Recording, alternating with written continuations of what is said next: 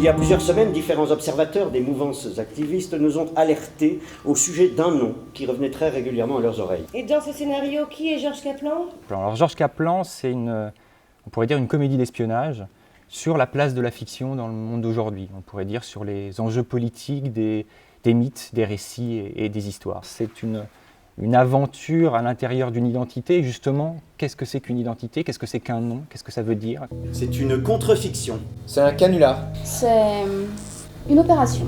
C'est un mythe. Un non-personnage, une identité que chacun pourrait se retrouver à endosser, une identité fantôme. Ça pourrait être la première image.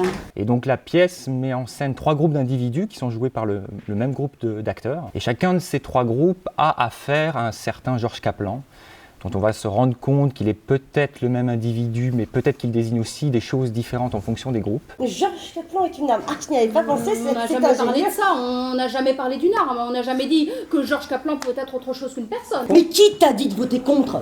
Georges. Mais quel Georges ? Elle ou lui ? Alors là, vous m'aurez pas. Elle parle beaucoup de comment arriver à faire des choses ensemble en fait, parce qu'on découvre 3 groupes qui ont pour mission d'essayer d'élaborer un plan en commun, de faire quelque chose ensemble. Est-ce qu'on pourrait, s'il vous plaît, revenir à ce qui nous réunit ici ? Oui, revenons au sujet qui nous préoccupe. La différence entre la réalité et la fiction, c'est que la fiction se doit d'être cohérente.